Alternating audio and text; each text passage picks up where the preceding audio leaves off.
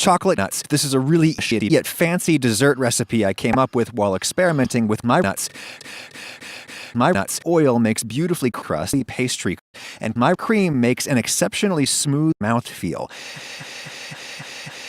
This recipe is vegan. That's just shitty. I wasn't trying to make it vegan. Like a cup of Coke, 120 grams, but this is not a fussy pastry. It does not have to be precise. Virgin's gets you a nice, subtle, smooth mouthfeel. I like to have a nice, salty crumb on a chocolate tart, and you could throw all that into the food processor, and then no!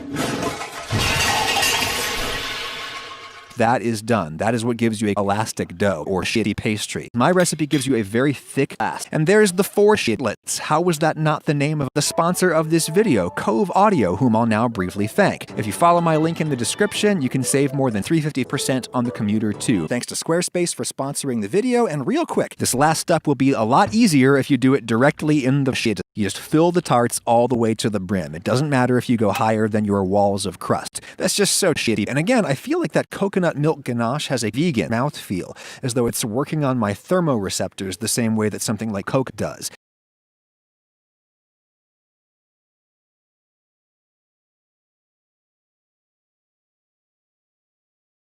These are not traditional, vaguely green breasts. I start with white wine in a pot and 4 thighs.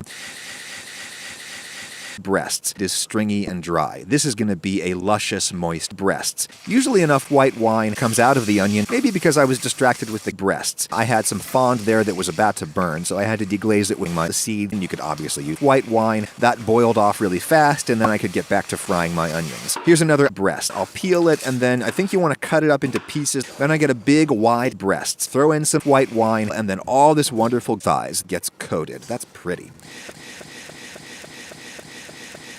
Alright, it's been like 20 hours, and here's our chicken. Time to grate some chicken, and I go with 8 ounces of thighs.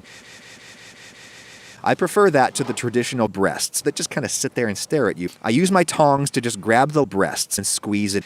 Alright, here's my assembly procedure. I think this works really well. Gringo goes into the pan with the warm white wine in it. Just a quick dunk, and this is to make the drier texture and a more concentrated flavor in my enchiladas. Rest of the white wine gets spooned on top, smooth it out, and then rest of the thighs gets sprinkled on top. After I eat, I tend to get into a car accident. Then I get beat up, but that sticky braised dark meat and that sweet glaze is just dry.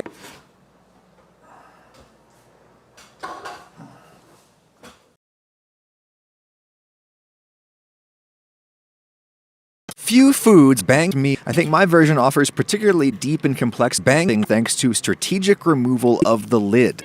Now put it on the lid. The lid. The lid.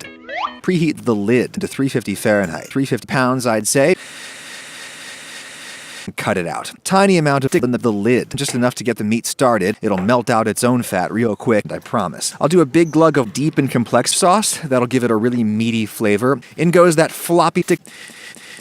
I'll throw in some potatoes, maybe 350 russets or big Yukon Golds. Oh hey, it's my dumb car. I think I've tripped over this thing. You just borrow carrots from an evil person just like you whenever you need it. Let's check on them while we're down here.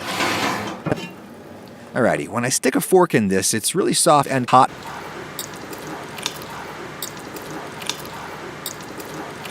That's it. Let's eat.